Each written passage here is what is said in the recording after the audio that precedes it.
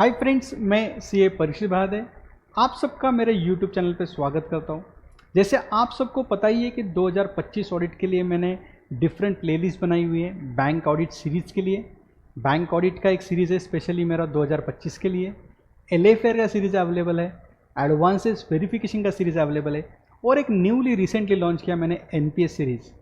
NPS series में मैंने RBI का जो मास्टर सर्कुलर है उसको सिंप्लीफाइड टर्म्स में वीडियोस में कन्वर्ट किया हुआ है और एज वेल एज उस पर मैंने प्रैक्टिकल केस स्टडीज दिए कि किस तरह से पर्टिकुलर पैरा को अंडरस्टैंड करना चाहिए और उसे किस तरह से इम्प्लीमेंट करना चाहिए। तो दोस्तों, मुझे कंटिन्यूसली रिक्वेस्ट आ रही थी मेरे यूट्यूब सब्सक्राइबर से और मेरे दोस्तों से भी कि सर NPA क्या है, हमें थोड़ी बहुत हद तक समझ में आ गया है, आपकी प्रैक्टिकल केस स्टडीज भी हमें समझ में आ रही है, बट हम बैंक ऑडिट के लिए बिगिनर है, हमने कभी बैंक ऑडिट नहीं किया है, तो हम बैंक में जाने के बाद क्या प्रोसीजर करना चाहिए, कौन से डॉक्यूमेंट मांगने चाहिए, किस तरह से हमारा माइंडसेट होना चाहिए to find out the NPA।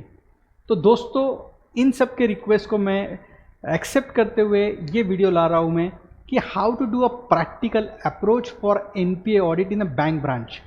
मतलब इस वीडियो में मैं बताने वाला हूँ आपको कि अगर आप बैंक ब्रांच में जाते हो तो कौन कौन से डॉक्यूमेंट्स लेने हैं, उसे किस तरह से समझना है, उस पर्टिकुलर में से किस तरह से सैम्पलिंग करना है और क्या चीज़ चेक करनी है आपको NPA सेगमेंट चेक करते हो। तो दोस्तों, आप सबको रिक्वेस्ट करूंगा मैं कि अगर आपने मेरे चैनल को अभी तक सब्सक्राइब नहीं किया है तो please subscribe my YouTube channel CA Parikshit Bhardwaj and press bell icon. Friends, शुरू करते हैं हम अभी कि किस तरह से अप्रोच होना चाहिए हमारा। तो आप सपोज बैंक ब्रांच ऑडिट को जा रहे हो और you are not having the background, आपने लास्ट ईयर में कोई बैंक ऑडिट्स नहीं किए, तो सबसे पहले आपको NPS सेगमेंट में क्या क्या चेक करना है। तो सबसे पहले आपको लेना है कि लास्ट ईयर का NPA रिपोर्ट लेना है।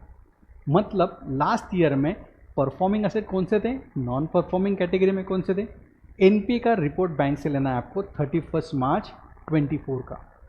सिमिलर रिपोर्ट आपको लेना है 31 मार्च 25 का। मोस्ट ऑफ द टाइम्स आपको ये रिपोर्ट सॉफ्ट कॉपी में अवेलेबल हो सकता है, जो कि आप इजीली कन्वर्ट कर सकते हो एक्सेल में भी। तो जब तक हो सके आपको ये रिपोर्ट लेना है एक्सेल में, और आपको एक्सेल में लेने के बाद इस पर आप सॉर्टिंग लगा सकते हो, फिल्टरिंग कर सकते हो, कुछ एडवांस फीचर एक्सेल के यूज़ कर सकते हो। तो फर्स्ट पॉइंट मैंने आपको क्या बताया, लास्ट ईयर का NPA रिपोर्ट क्या था वो लीजिए, इस बार का NPA रिपोर्ट लीजिए, then compare both NPA reports. Now comparative बनाने के बाद आपको क्या चीज़ें मालूम पड़ेंगी, तो आपको मालूम पड़ेगा कि ऐसे कुछ अकाउंट 2025 में होंगे कि जो लास्ट ईयर में नहीं थे, मीनिंग दैट लास्ट ईयर में वो अकाउंट NPA में नहीं था, इस साल वो NPA में गया है। तो ये अकाउंट का एक अलग लिस्ट बना लेंगे हम, that is called as downgraded account, list of the new account added to NPA list. Meaning that 2024 को 25 से कंपेयर किया हमने, जो एडिशनल अकाउंट 2025 में है उसका लिस्ट बना लिया। नाउ सिमिलरली और भी अलग लिस्ट होंगी कि 2024 में जो अकाउंट था वो 25 में नहीं है, मीनिंग दैट 2024 में बैंक ने उस अकाउंट को NPA बता दिया था बट 2025 में वो अकाउंट नहीं है। तो दो ऑप्शन हो सकते हैं, एक अकाउंट का फुल रिकवरी हो गया होगा, अकाउंट क्लोज हो गया होगा। अदरवाइज सेकंड ऑप्शन अवेलेबल है, लास्ट ईयर में वो अकाउंट नॉन परफॉर्मिंग कैटेगरी में था, इस साल में उस अकाउंट को अपग्रेड करके परफॉर्मिंग कैटेगरी में डाल दिया। तो यहाँ पे हमको लिस्ट लेना है कि 2024 में कौन सा अकाउंट था, 25 में वो अकाउंट नहीं है। तो ये दो रिपोर्ट NPA कंपैरेटिव करने के बाद आपको दो रिपोर्ट्स आपके पास एक्सेल लिस्ट हो जाएंगी। First one is newly added account, second one is upgraded account, meaning that last year थे अभी नहीं है। नाउ इस दो लिस्ट पे कौन से चेक्स अप्लाई करने चाहिए आपने। तो फर्स्ट वन, जो अकाउंट अपग्रेड हो चुके हैं, अपग्रेडेशन का मतलब होता है last year account non performing में था, इस साल परफॉर्मिंग कैटेगरी में गया है। तो बैंक ने जब असेट क्लासिफिकेशन चेंज किया है NPA टू परफॉर्मिंग, तब RBI का जो मास्टर सर्कुलर था उसके नॉर्म्स फॉलो हुए हैं कि नहीं वो आपको चेक करना है। RBI के नॉर्म्स क्या कहते हैं, कोई भी अकाउंट को non performing to performing category में डालने के पहले उसके जितने भी ओवरड्यूज होंगे, हर फैसिलिटीज़ का ओवरड्यू नील होना चाहिए। तो आप देखिए बैंक ने ये जो प्रोसेस है प्रॉपरली फॉलो की है कि नहीं की है। यहाँ पे आप सैम्पलिंग कर सकते हो, अगर 10 या 50 अकाउंट आपके अपग्रेडेशन हुए होंगे तो 10 अकाउंट सैंपल लेके आपको उसमें आपको चेक करना है। सिमिलरली एक लिस्ट बन गई एनपी अकाउंट न्यूली एडेड, मतलब बैंक ने खुद ने बोल दिया कि लास्ट ईयर परफॉर्मिंग कैटेगरी में थे बट इस साल हम इनको एनपी में डाल रहे हैं। तो इस लिस्ट में आपको क्या चेक करना है कि बैंक ने जब इसको एनपी कैटेगरी में डाला तो what is the date of NP, तो बैंक ने एग्जैक्ट एनपी की डेट प्रॉपरली वहाँ पे मेंशन की है क्या। सेकंड वन, अकाउंट जब एनपी कैटेगरी में गया तो जो अनरियलाइज इंटरेस्ट था इस पे का, अनरियलाइज कमीशन और अदर इनकम होंगी वो रिवर्स की है क्या नहीं की है। मोस्ट ऑफ द टाइम्स जब हम ऑडिट करते हैं तब हमको ऐसा पता चलता है कि बैंक एनपीए क्लासिफिकेशन तो कर देता है but due to some system errors unrealisation portion नहीं होता है, मीनिंग दैट अनरियलाइज जो इंटरेस्ट है या फिर जो इनकम है वो रिवर्स होना चाहिए। थर्ड वन, असेट क्लासिफिकेशन बराबर हुआ है कि नहीं हुआ। फोर्थ वन, सिक्योरिटी वैल्यू जो है वो प्रॉपरली मेंशन है या नहीं, बिकॉज अगर अकाउंट फ्यूचर में या फिर अभी डाउटफुल कैटेगरी में जाता है तो उसका जो प्रोविजनिंग होने वाला है वो कौन से पोर्शन पे होने वाला है, सिक्योर्ड अनसिक्योर्ड बाइफर्केशन होने वाला है। तो जो सिक्योरिटी वैल्यू है प्रॉपरली मेंशन की कि नहीं, क्योंकि सिक्योरिटी वैल्यू अगर गलत मेंशन होंगी सीबीएस सिस्टम में तो अकाउंट की जो प्रोविजनिंग है इस पे इम्पैक्ट हो सकता है। तो फ्रेंड्स इसी तरह से आपको ये चेक करना है, इसमें न्यूली अकाउंट जो ऐड हुए हैं उसका भी वेरिफिकेशन करना है, जो अपग्रेडेशन हुआ है उसका भी वेरिफिकेशन करना है और सैंपल बेस पे करना है, और जो भी आप सैंपल ले रहे हो उसको डॉक्यूमेंटेशन करना है, उसको डिटेल में वेरिफिकेशन करके ऑन रिकॉर्ड रखना है। Most of the times bank audit में ये भी क्यूरी मिलती है मुझे कि सब कुछ चेक होता है बट इसका कोई डॉक्यूमेंटेशन मेंटेन नहीं होता है। तो दोस्तों bank audit is a specialised audit, यहाँ पे ह्यूज वॉल्यूम होते हैं और हम हर चीज़ नहीं चेक कर सकते हैं। तो हम जो भी चेक कर रहे हैं, जो भी सैम्पलिंग मेथड ले रहे हैं, जो भी सैंपल सिलेक्ट कर रहे हैं, सैंपल सिलेक्ट करने के बाद उसमें जो एक्सटेंसिव प्रोसीजर फॉलो कर रहे हैं उसका डॉक्यूमेंटेशन प्रॉपरली मेंटेन होना चाहिए। Now coming to the next process, ये तो क्या हो गई अपनी, यहाँ पे तो जो मैंने लास्ट पैरा बताया आपको, यहाँ पे मोस्ट ऑफ द ऑडिटर इस पर्टिकुलर पॉइंट को इग्नोर कर देते हैं, मीनिंग दैट कि ऑलरेडी अकाउंट एनपीए में हो गया तो उसमें क्या चेक करना है। ऑलरेडी अकाउंट को बैंक ने नॉन परफॉर्मिंग टू परफॉर्मिंग किया है तो सब ओवरड्यूज रिकवर करके ही किया होगा। तो this is general assumption, but ये अजम्पशन को हमको टेस्ट करना जरूरी है with the samples. Coming to the next point कि इस साल में और कोई अकाउंट हो सकता है क्या, वो आपको चेक करना है। Take SMA reports for the December, January and February month. आपको पता ही है SMA report special mention accounts, meaning that कौन कौन से अकाउंट्स में ओवरड्यूज होते हैं, कितने दिन तक ओवरड्यूज होते हैं, एसएमए 0 क्या है, एसएमए 1 क्या है, एसएमए 2 क्या है, तो कैटेगरीज क्या क्या थी। और आपको ये चेक करना है कि जो दिसंबर, जनवरी, फरवरी मंथ में एसएमए में थे कैटेगरी, मीनिंग दैट अकाउंट में थोड़े वीकनेस थे, ओवरड्यूज थे, क्या मार्च में वो रिकवर हुए क्या या नहीं हुए। तो ये 3 रिपोर्ट लेके आपको चेक करना है मार्च का एनपीए रिपोर्ट, क्योंकि अगर अकाउंट कंटिन्यूसली एसएमए में है तो मार्च में अगर वो रेगुलराइज हो रहा है तो किस ढंग से हो रहा है, कहाँ से रिकवरी आ रही है, क्यों हो रही है, ये आपको चेक करना ज़रूरी है। Then coming to some additional points, BG invoke list लीजिए कि इस साल में बीजी इन्वोक हुई है क्या।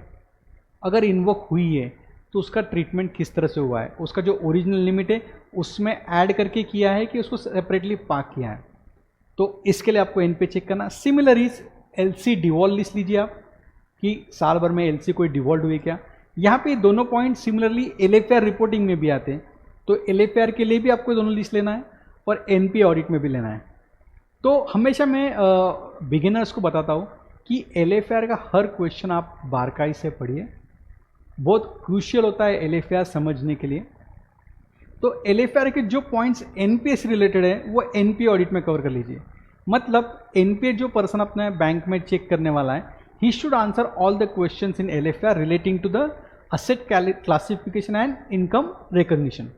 Next one is list of bill discounted against the LC, ये ले लीजिए। इसके लिए आरबीआई मास्टर सर्कुलर में स्पेसिफिक बताया है कि इन तीनों पॉइंट्स के लिए किस तरह से ट्रीटमेंट होना चाहिए।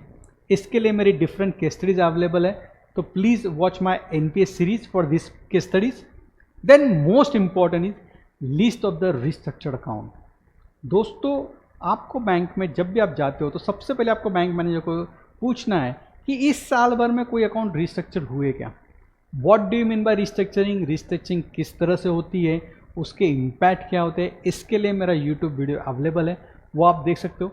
बट फिर भी आपको बैंक में यही पूछना है कि रिस्ट्रक्चरिंग अकाउंट की लिस्ट दीजिए, बिकॉज अगर आप कोई अकाउंट बाद में फाइंड आउट करते हो कि अकाउंट एनपीए में जाना चाहिए था, इसमें कुछ चेंजेस हुए हैं, तो बैंक मैनेजर का एक ही आंसर होता है, सर ये अकाउंट को हमने रिस्ट्रक्चर किया है। तो सबसे पहले आपको बैंक मैनेजर को ही पूछ लेना है कि what is the account restructure during the audit period, उसकी लिस्ट लीजिए और उसको रिस्ट्रक्चरिंग का ऑडिट जो एक पर्टिकुलर पॉइंट है उसके हिसाब से रिस्ट्रक्चरिंग का पूरा लिस्ट आपको चेक करना है कि कंप्लायंसेस प्रॉपरली हुए कि नहीं, असेट क्लासिफिकेशन प्रॉपरली हुआ है कि नहीं, प्रोविजनिंग नॉर्म्स प्रॉपरली अप्लाई किए कि नहीं, आपको चेक करना। Coming to list of stock statement not submitted, तो स्टॉक स्टेटमेंट नॉन सबमिशन के लिस्ट लीजिए। यहाँ पे भी काफ़ी बार डिस्क्रिप्शन से मिलती है मुझे कि एक जो अपना एडवांसेस का बंदा होता है जो स्टॉक स्टेटमेंट नहीं आया है, इस तरह से रिपोर्ट करता है अपने LFAR में कि ये पर्टिकुलर ब्ला ब्ला अकाउंट्स में स्टॉक स्टेटमेंट 6 महीने से 9 महीने से नहीं आए हैं या फिर स्टॉक स्टेटमेंट रिकॉर्ड पे नहीं है। पर दोस्तों अगर आप इस तरह से कमेंट कर रहे हो LFAR में कि पर्टिकुलर अकाउंट में स्टॉक स्टेटमेंट कभी आया ही नहीं है या फिर रिकॉर्ड पे नहीं है, तो उसका DP लिमिट हुआ क्या अकाउंट को NPA डाला है क्या आपने।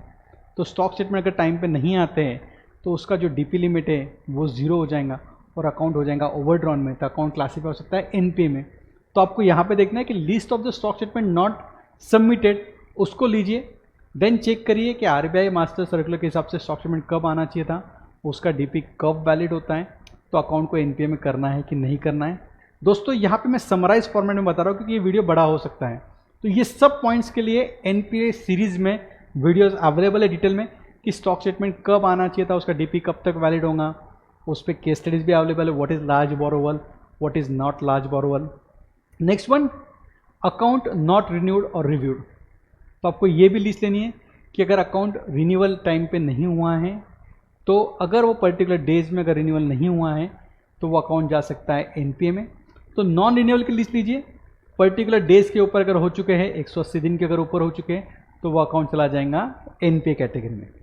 देन रिव्यू ऑडिट रिपोर्ट्स, दोस्तों हम बैंक में जब ऑडिट करने जाते हैं तब कुछ ही पीरियड के लिए हम ऑडिट करते हैं, 4 से 5 दिन या मैक्सिमम 6 दिन के लिए ऑडिट करते हैं। तो हमको जो उस साल भर में जो ऑडिट्स हुए हैं, जो कंटिन्यूस बेस पे ऑडिट हो रहे हैं, वहाँ से हमको एक इन्फॉर्मेशन मिल सकती है कौन से एडवांसेस में इरेगुलरिटीज़ हैं, एडवर्स बैलेंसेस चल रहे हैं, अकाउंट ओवरड्यू है, इनहेरेंट वीकनेसेस है। तो इस तरह से अकाउंट की लिस्ट बनाइए ऑब्जर्विंग द ऑडिट रिपोर्ट्स कि कौन से अकाउंट्स में क्या क्या इश्यूज़ है, तो वो अकाउंट डिटेल में चेक करिए, बिकॉज बाकी ऑडिटर ने इसमें क्या बताया है, इनहेरेंट वीकनेसेस है, ओवरड्यूज है। तो हमें चेक करना है कि क्या ये अकाउंट NPA में जा सकता है कि नहीं, इसके लिस्ट अलग से बनाइए। Now coming to the third category, ये बहुत इंपॉर्टेंट कैटेगरी है कि परफॉर्मिंग असेट है। तो हमें सेटिस्फाई करना है खुद को कि बैंक ने जो परफॉर्मिंग असेट कैटेगरी में रखे हुए हैं ये बराबर रखे हैं या नहीं रखे हैं। क्या आपके हिसाब से बैंक परफॉर्मिंग बता रही है, बट आपके हिसाब से meaning that RBI master circular के हिसाब से वो अकाउंट नॉन परफॉर्मिंग कैटेगरी में जा रहा है कि नहीं जा रहा है। तो देखिए बैंक में बहुत सारे अकाउंट्स हो सकते हैं, तो 100% अकाउंट चेक करना अपने लिए पॉसिबल नहीं है। तो हम किस तरह से हमारा अप्रोच हो सकते हैं, तो सबसे पहले सिंप्लीफाइड मैनर में बताना चाहूँगा मैं कि एडवांसेस को पहले कैटेगराइज करिए, टर्म लोन को अलग करिए, CCOD मतलब जो रिवॉल्विंग लिमिट्स है उसको अलग करिए, एग्रीकल्चर एडवांसेस को अलग करिए और स्टाफ एडवांसेस को अलग करिए। तो जितना भी बैंक का क्रेडिट पोर्टफोलियो है इसको आपको चार पार्ट में डिवाइड करना है। One is CCOD, TL, agriculture and staff advances, meaning that क्योंकि इन सब के लिए NPA नॉर्म्स अलग अलग है। टर्म लोन के लिए NPA नॉर्म अलग है, CCOD के लिए अलग है, एग्रीकल्चर के लिए अलग है। तो हमको टेस्ट करना भी उसको अलग अलग पढ़ना पड़ेगा नॉर्म से, तो आपको लिस्ट क्लासीफाई करनी है। देन सैम्पलिंग करना है आपको। तो सैम्पलिंग के लिए मैं हमेशा आपको एक सजेशन देता हूँ कि एक्सेल कन्वर्ट करिए, आपका जो कट बुक होता है उसे एक्सेल में कन्वर्ट करिए पूरा। देन ये चारों कैटेगरीज अलग अलग करिए। Then depending on your observation power कि कौन सा अकाउंट में कितना ओवरड्यूज होता है, कौन सा अकाउंट आउटस्टैंडिंग बैलेंस के ऊपर जा रहा है, कब सैंक्शन हुआ था, थ्योरेटिकल बैलेंस कितना हो सकता था और कितना है, इस तरह से ऑब्जर्वेशन पावर करके आपको कुछ सैंपल सिलेक्ट करने हैं। तो सैंपल सिलेक्ट करने के बाद आपको चेक करना है कि अकाउंट एनपीए है कि परफॉर्मिंग है। तो यहाँ पे आप स्ट्रैटा भी कर सकते हो। Strata wise meaning that large borrowal account 100% कर दिया, जो मीडियम अकाउंट्स थे उसमें आपने सैंपल ले लिया, और जो बिलो एक पर्टिकुलर लिमिट है, थ्रेशोल्ड लिमिट सपोज 5 लाख या 2 लाख ले रहे हो आप, तो उसके नीचे के अकाउंट एक सैंपल बेस पे आपने चेक कर ली। तो आप जो भी ऑडिट सैम्पलिंग कर रहे हो, मैं ऑडिट सैम्पलिंग यहाँ पे गाइड नहीं कर रहा हूँ, बट आपको सैम्पलिंग किस तरह से किया, आपका डॉक्यूमेंटेशन आपके पास रेडी होना चाहिए। तो आपका एक्सेल में कन्वर्ट हो गया एडवांसेस का कट बुक पूरा, उसको कैटेगराइज कर दिया हमने 4 कैटेगरी में, देन स्ट्रैटा डिसाइड कर लिया, और fourth one turnover, EMI basis, outstanding limit के ऊपर है, इस बेस पे ऑब्जर्वेशन करके हमने एक सैंपल लिस्ट तैयार कर ली। देन सैंपल लिस्ट को आपको स्टेटमेंट वाइज स्क्रूटनाइज करना है, मीनिंग दैट स्टेटमेंट पूरा रिव्यू करना है। दोस्तों यहाँ पे एक थोड़ा आपको अप्रोच में अलग रखना पड़ेगा। अगर टर्म लोन अगर है तो टर्म लोन में आपको स्टेटमेंट जो देखना है वो पूरा जब अकाउंट सैंक्शन हुआ है वहाँ से लेके आज तक चेक करना है। Most of the times auditor क्या करता है, इस साल का अकाउंट स्टेटमेंट चेक करता है, बट टर्म लोन में जो सिस्टम होती है, हमें आउटस्टैंडिंग बैलेंस को कंपेयर करना होता है, थियोरेटिकल आउटस्टैंडिंग बैलेंस है, इसके लिए हमको चेक करना है पूरा अकाउंट स्टेटमेंट। बट सीसीओडी की बात करूं मैं तो 1 साल का ट्रांजैक्शन आप स्टेटमेंट चेक कर सकते हो, because it is a revolving limit, हर साल का लिमिट अलग होगा, और आपको 1 साल का ट्रांजैक्शन चेक करना है अकाउंट को एनपीए है या पीए है ये डिसाइड करने के लिए।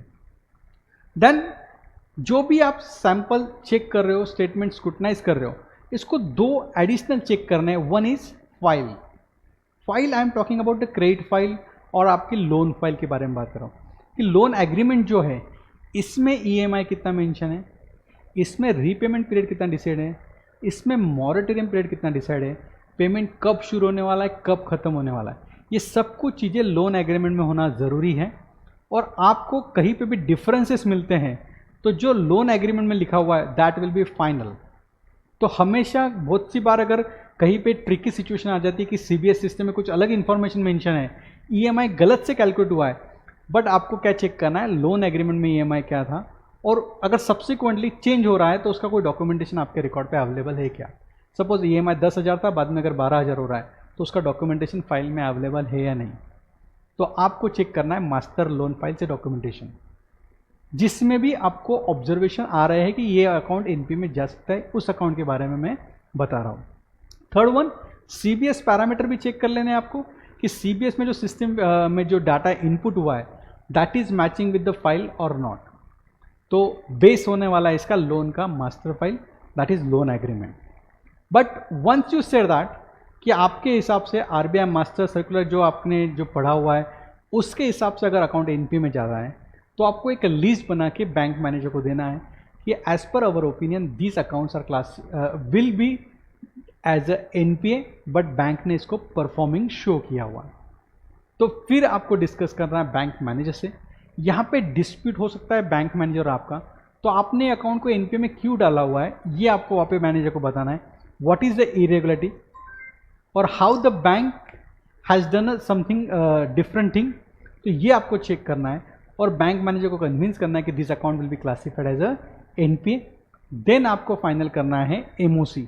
यहाँ पे आपको एमओसी इशू करते वक्त कंफर्मेशन ऑफ बैंक मैनेजर लेना जरूरी है। अगर डिस्प्यूट हो रहा है, bank manager is not ready to accept that MOC, you can approach to the controlling office, controlling authorities से बात कर सकते हो आप कि ये पर्टिकुलर अकाउंट एनपी है हमारे हिसाब से, but the bank manager is not accepting the MOC. Then जब भी आप एनपीए फाइनल कर रहे हो, दोस्तों कुछ पॉइंट मैंने स्टार्ट में भी बताए थे, वापस रिपीट करूंगा। First one is exact date of NPA निकालना है आपको। 31 मार्च नहीं लिखना है आपको। मोस्ट ऑफ द टाइम्स आप 31 मार्च का एनपीए चेक कर रहे हो, इसलिए आप एनपीए की डेट 31 मार्च लिख देते हो, but this is not a proper system. जो भी नॉर्म्स के हिसाब से डेट आएंगे 27 जून, 29 अगस्त, जो भी डेट आएंगे exactly, it should not be month end, it should be exact date of NPA. Then आपको चेक करना है जो भी अकाउंट आपने एनपीए में क्लासीफाई किए, इस अकाउंट में कोई अनरियलाइज इंटरेस्ट है क्या। अगर अनरियलाइज इंटरेस्ट है तो that has to be reverse. Third one, CBS में आपको देखना है सिक्योरिटी वैल्यू प्रॉपरली मेंशन की है कि नहीं की है, एक्चुअल फाइल में सिक्योरिटी क्या अवेलेबल है, लोन सैंक्शन लेटर में सिक्योरिटी क्या अवेलेबल है, और CBS में क्या डाला हुआ है, बिकॉज आज उसका इम्पैक्ट नहीं है, बट अकाउंट डाउटफुल कैटेगरी में जब जाएगा तब इसका इम्पैक्ट आ सकता है प्रोविजनिंग पे। तो जब आप NPA कर रहे हो अकाउंट को, तो ये आपका ड्यू डिलिजेंस करना बहुत ज़रूरी है कि ये सब चीज़ें बराबर है या नहीं है। तो दोस्तों इस तरह से मैंने थोड़ा बहुत कोशिश करी है आपको कि NPA का ऑडिट किस तरह से करना चाहिए, देन NPA का प्रैक्टिकल अप्रोच क्या होना चाहिए, आपको एक थोड़ा बेसलाइन क्या होना चाहिए, एक एक स्टेप आपको आगे जाना है, किस तरह से जाना है ये बताया है मैंने आपको। डिटेल वीडियो मेरे NPA के लिए, टर्म लोन के लिए NPA क्या होता है, CCOD का NPA क्या होता है, डिफरेंट केस स्टडीज़ मेरी NPA प्लेलिस्ट में अवेलेबल है, एज वेल एज LFR के लिए भी LFR का क्वेश्चन किस तरह से आपको समझना है, उसका चेकलिस्ट किस तरह से बनाना है, ऑडिट पॉइंट ऑफ व्यू आपको क्या क्या चेक करना है, ये सब कुछ मेरे LFR सीरीज़ में भी अवेलेबल है। तो दोस्तों मैं आप सबको रिक्वेस्ट करूँगा, please subscribe my YouTube channel CA परिषद and please review all the playlist for easy bank audits. Thank you so much friends, thank you so much.